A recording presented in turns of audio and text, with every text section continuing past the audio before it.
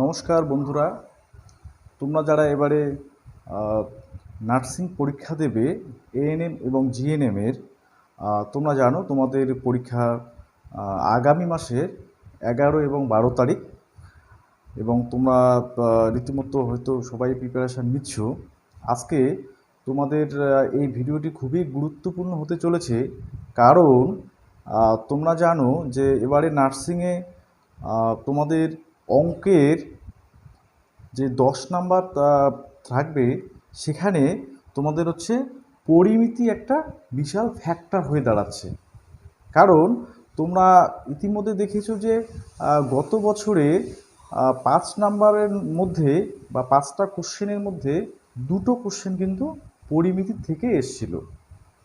তো আজকে চলো আমি তোমাদের পরিমিতির আয়তঘন এবং লম্ব বৃত্তাকার চোঙ সম্পর্কে বা চোঙ সম্পর্কিত কিছু অঙ্ক, কিছু সমস্যার সমাধান করে দিই, যেগুলো খুবই খুবই তোমাদের পরীক্ষার জন্য ইম্পর্টেন্ট।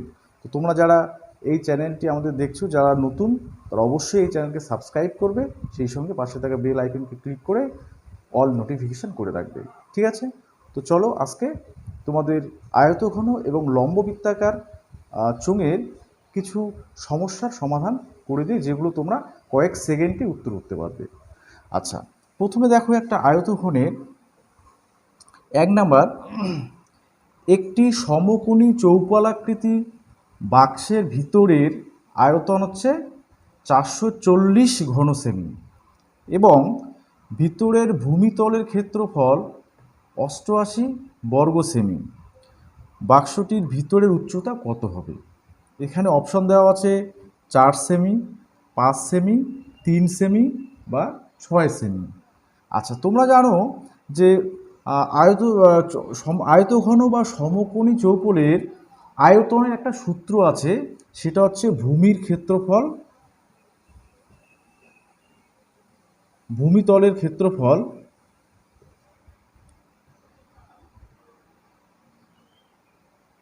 ইন্টু উচ্চতা, এটা সমান আয়তন হয়। ঠিক আছে? তাহলে আমরা যদি এগুলো মান বসিয়ে দিই, ভূমিতলের ক্ষেত্রফল কত আছে?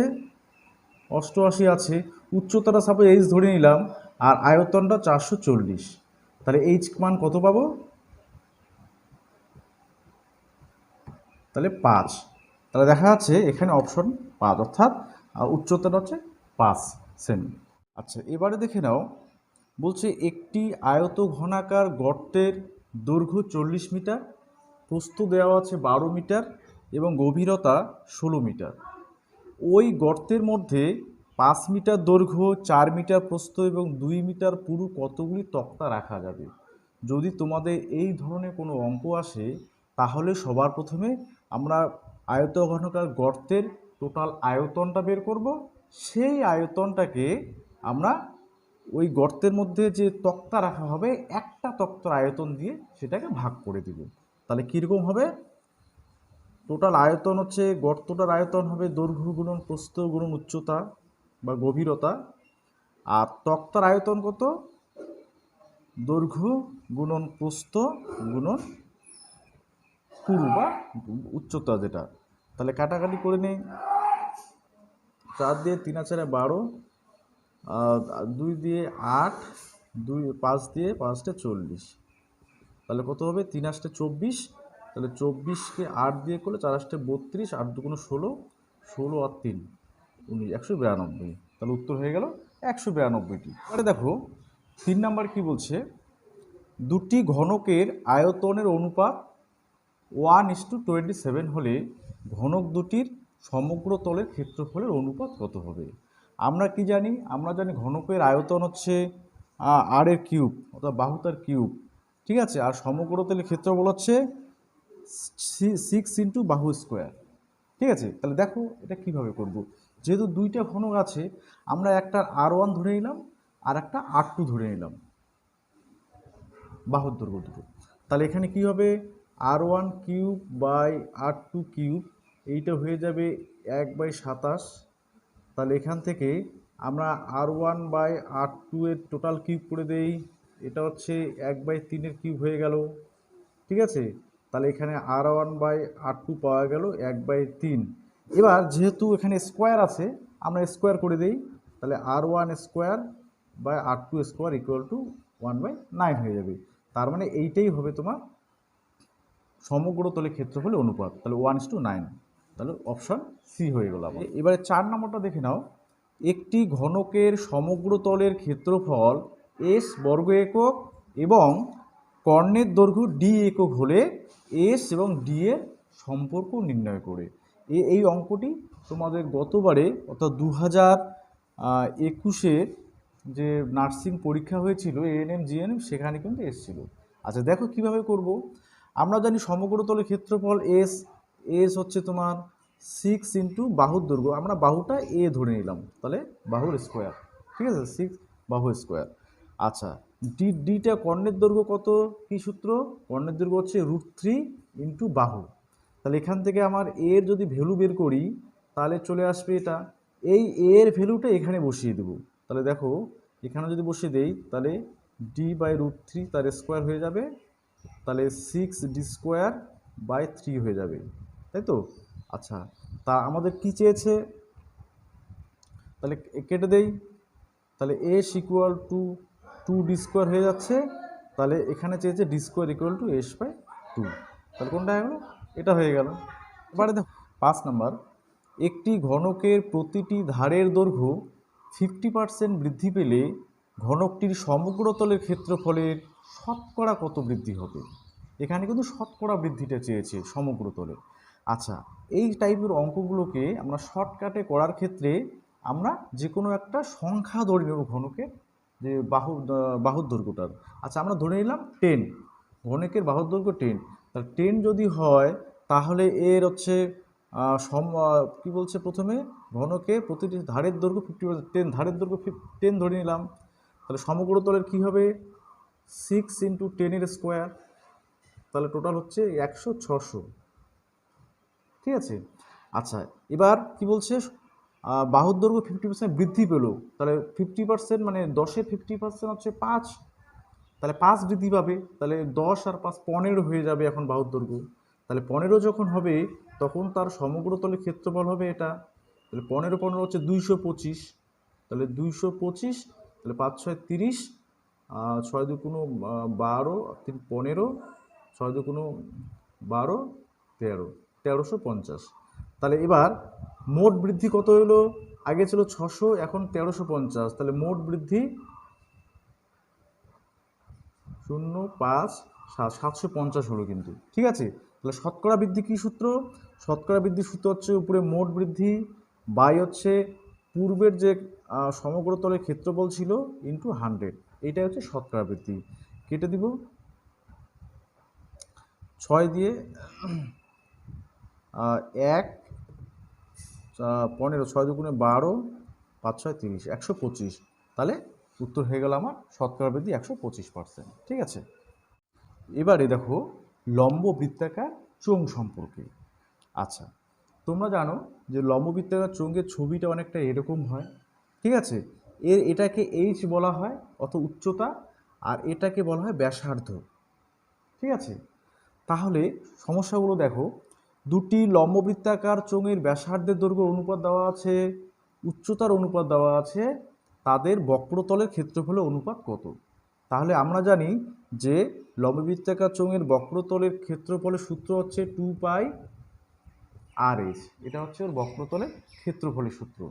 তাহলে আমরা মানগুলো বসিয়ে দেবো, এটাকে ব্যাসার্ধ অনুপাত 2:3 আছে, মানে একটাকে 2r ধরবো প্রথমটার, পরেরটা 3r ধরবো, এটাকে 5h ধরবো উচ্চতা প্রথমটার, পরেরটা 3h ধরবো, মানগুলো বসিয়ে দেবো। প্রথমটার হচ্ছে বক্রতলের ক্ষেত্রফল 2π, আর এর মান এখানে 2r ধরে নিলাম, আর এইচ এর মান এখানে 5h ধরে নিলাম, 2πRh হয়ে গেল প্রথমটার।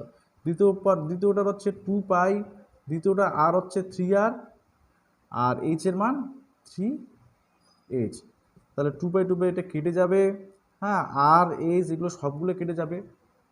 তাহলে এইদিকে থাকলো 2 কেটে না, 2 কাটবে না এটা, তাহলে 2 থাকলো, তাহলে এখানে থাকলো 5 × 2 = 10, আর এখানে 3 × 3 = 9, তাহলে 10:9, মানে সি নাম্বারটা, ঠিক আছে। এভাবে অনুপাত দেওয়া থাকলে বা উচ্চতা দেওয়া থাকলে এভাবে তোমাদের ক্ষেত্র বক্রতলের ক্ষেত্রফলই হোক বা পার্শ্বতলের ক্ষেত্রফলেরই হোক, ঠিক আছে, বা আয়তনের যে অনুপাত সেটা হোক, আমরা এইভাবে মান বসিয়ে সরাসরি বের করব খুব সংক্ষেপে। দেখো 2 নম্বরটা দেখো কি বলছে, দুটি লম্ববৃত্তাকার নিরেট চোঙের আয়তন সমান, তাদের আয়তন দুটো কিন্তু সমান, তাদের উচ্চতার অনুপাত দেওয়া আছে, তাদের ব্যাসার্ধের দৈর্ঘ্যের অনুপাত কত হবে? আচ্ছা, আমরা আয়তনে কি সূত্র জানি লম্ববৃত্তাকার চোঙের? পাই আর স্কোয়ার এইচ, তাই না? আচ্ছা, তাহলে আমরা এদের উচ্চতা দেওয়া আছে, একটাকে তাহলে উচ্চতা আমরা এইচ ধরবো আর একটাকে 2h ধরবো, তাই তো? তাহলে এই ধরে করে নিই, আয়তন যেহেতু সমান আছে তাহলে পাই, আচ্ছা একটার ব্যাসার্ধ আমরা ধরে নেই r1 প্রথমটার, তাহলে পাই r1 স্কোয়ার এইচ প্রথমটার উচ্চতা, তাহলে প্রথমটার ব্যাসার্ধ ধরে নিলাম r1 আর উচ্চতার অনুপাত যেহেতু দেওয়া আছে এটা এইচ ধরে নিতে হবে। আচ্ছা, তাহলে পাই r1 স্কোয়ার এইচ, এটা সমান কার হবে? পরের যেটার হচ্ছে আয়তন, পরের চোঙটার। আচ্ছা, তাহলে পাই পরেরটার r2 ধরে নিলাম, r2 স্কোয়ার, আর এখানে উচ্চতা হচ্ছে 2h, মানগুলো বসিয়ে দিলাম, এখান থেকে r1 বাই r2 এটা বের করতে হবে। আচ্ছা, পাই পাই তো কেটে গেল, এইচ এইচ কেটে গেল, তাহলে এখানে r1 square by r2 square, ঠিক আছে, ইকুয়াল টু কত হবে? তাহলে এখানে হচ্ছে 2/1। তাহলে একটা যদি আমরা স্কোয়ারটাকে যদি টোটালটা স্কোয়ার হিসেবে লেখা যায়, এই টোটালটা, ঠিক আছে, তাহলে এই স্কোয়ারটা ওইদিকে নিয়ে গেলে √ওভার হয়ে যাবে, তাহলে r1 বাই r2টা হয়ে যাবে √2/1 হয়ে যাবে। তাই তো এর অনুপাতটা কত? ব্যাসার্ধের অনুপাত √2:1, বাই মানে অর্থাৎ ভাগ করা আছে মানে অনুপাত হয়ে আছে, তাহলে √2:1 কোনটা? নাম্বার বি, ঠিক আছে। আচ্ছা, 3 নাম্বারটা দেখো, একটি লম্ববৃত্তাকার চোঙের ব্যাসার্ধের দৈর্ঘ্যটা অর্ধেক এবং উচ্চতা দ্বিগুণ হলে চোঙটির আয়তন পূর্বের চোঙের আয়তনের কি হবে? সমান হবে, না দ্বিগুণ হবে, না অর্ধেক হবে, না 4 গুণ হবে? তাহলে এটা কিভাবে করব? আমরা প্রথমে ধরে নিলাম যে প্রথম যে চোঙটা আছে তার ব্যাসার্ধ ধরে নিলাম আর, ঠিক আছে, তার উচ্চতা ধরে নিলাম এইচ, তাহলে এর আয়তন কত হবে? তাহলে পাই আর স্কোয়ার এইচ, প্রথমটার আয়তন গেল। আচ্ছা, এবার পরেরটার কি বলছে? ব্যাসার্ধটা অর্ধেক হবে, অর্ধেক হলে r/2 হবে ব্যাসার্ধ। আচ্ছা, উচ্চতাটা কি হবে? দ্বিগুণ হবে, মানে এইচ এর দ্বিগুণ 2h। তাহলে এখন এটার আয়তন কত হচ্ছে? পাই, তাহলে আর এর মান হচ্ছে এটা, পাই আর স্কোয়ার, এইচ এর মান হচ্ছে এটা, তাহলে এটা দাঁড়াচ্ছে এখানে তোমার পাই, উপরে হচ্ছে আর স্কোয়ার, নিচে হচ্ছে 4, আর এখানে হচ্ছে 2h, তাহলে কেটে দিলে 2 2 4, তার মানে হয়ে যাচ্ছে হাফ পাই আর স্কোয়ার এইচ, নিচে 2 আছে, হাফ হয়ে দিকে, তাহলে এই যে সামনে নিয়ে নিলাম, আর পাই আর স্কোয়ার এইচটা থেকে যাচ্ছে। তাহলে আগের আয়তন ছিল এটা, দেখো আগের আয়তন, তাহলে আগের আয়তনের কী হলো? হাফ, মানে অর্ধেক হলো বর্তমান যে চোঙটা, তাহলে অর্ধেক হয়ে গেল, ঠিক আছে, পূর্বের আয়তনে, ওই জন্য চোঙটি আয়তন পূর্বের আয়তনে অর্ধেক হয়ে গেল, ঠিক আছে।